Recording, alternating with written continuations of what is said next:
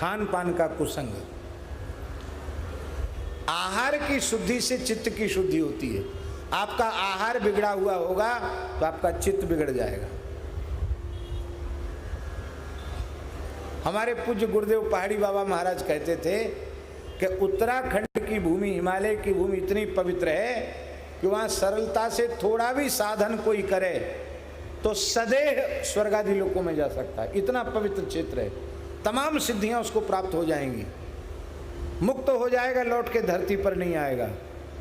पर महाराज जी कहते थे सबसे ज्यादा भूत हिमालय में मिलेंगे आपको। भूत प्रेत सबसे ज्यादा हिमालय में मिलेंगे। क्यों? तो वो देव भूमि, ऋषि भूमि है, वहां भूत प्रेत कहां से आए? तो महाराज जी कहते थे, और बड़े शुद्धात्मा होते, पहाड़ी बड़े सीधे साधे सरल होते हैं, लेकिन केवल मध्य मांस के प्रयोग के कारण उस पवित्र क्षेत्र में मरने के बाद भी, गंगा यमुना के तट पे मरने के बाद भी भूत प्रेत बनते हैं।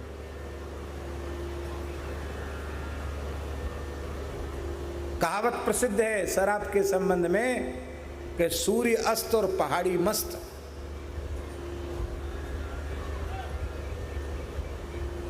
अशुद्ध खान पान बहुत बुरी चीज है।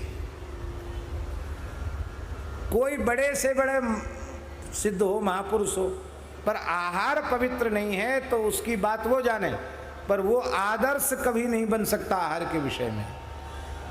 इसलिए आहार के विषय में वैष्णवोचित आहार ही उत्तम आहार है। और उसकी सर्व परिभाषा बाबा ये है कि जो वस्तु ठाकुर जी को भोग नहीं लग सकती हो उस वस्तु को आहार के रूप में नहीं लेना।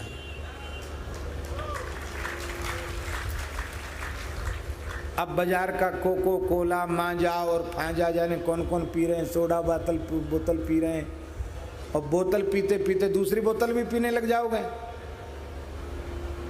ये पीने योग्य है?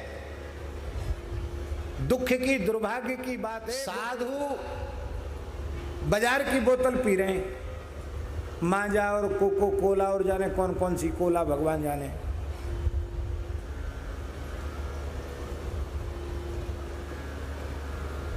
धिक्कार है।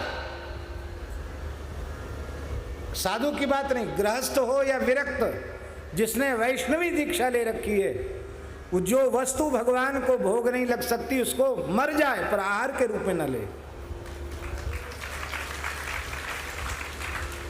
बोले चलो ये तो बहुत अच्छी बात, हमने तो दीक्षा ही नहीं ले रखी। आपने अच्छा और बताया, खूब खाएंगे पिएंगे मस्त रहेंगे।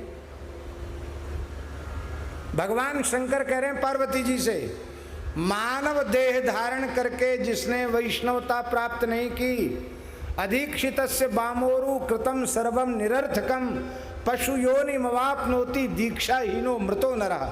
भगवान शंकर पार्वती जी से कह रहे हैं बिना भगवत शरणागति के शरीर छूट जाए तो पशु योनि में जाना पड़ेगा। मृत्यु का ठिकाना है कब मर जाए आदमी। भैया इस देह की सफलता भगवत शरणागति में है। नियम ले लो, जो वस्तु भगवान को भोग लगा के ही पाओ।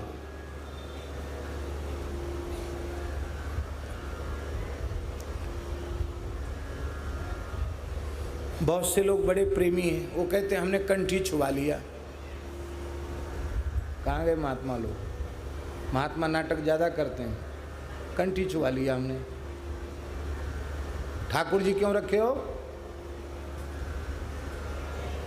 कंठी छुआ लिया तो ठाकुर जी क्यों रखे हो?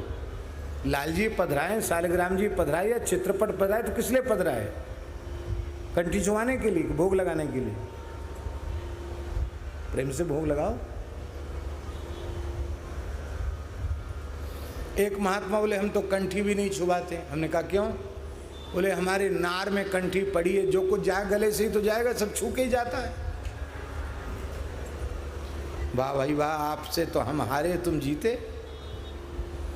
ये नहीं, जो वस्तु भगवान को भोग धरा के पाने की मनाही नहीं है, बढ़िया कोई वस्तु आवे सीधे तुरंत खाने मत लग जाओ। उस वस्तु को, कहाँ गए रसराज? उठाए और आम खा लिए, ठीक नहीं है। मना नहीं है कोई चीज खाने की, पर उसको धो अमनिया करो, राधा गोपाल जी को भोग लगाओ और फिर प्रेम से पाओ, बांट के पाओ, अकेले मत खाओ। बांट के पाए बैकुंठे जाए, अकेले खाए सो नरके जाए। बांट खाए बरक्कत, अकेले खाए हरक्कत। जो वस्तु भगवान को भोग नहीं लग सकती उसको कभी भी आहार के रूप में नहीं लेना, भगवत प्रसाद ही लेना। बाजार की मिठाइयाँ, बाजार का घी चर्बी युक्त, ये सब अशुद्ध है, इसको नहीं लेना। हो सके तो गोव्रती हो करके रहना। मान लो गोव्रत आपकी सुविधा नहीं है तो नमक रोटी खाकर भी अपने अपने नियम को बचा लेना, पर बाजार के दूध दही घी का प्रयोग नहीं करना। आहार की शुद्धि से चित्त की शुद्धि होती है।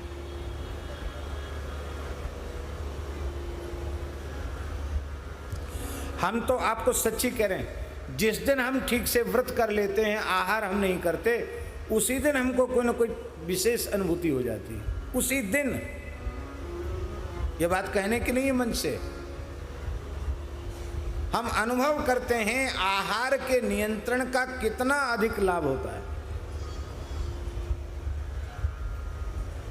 आहार शुद्धि।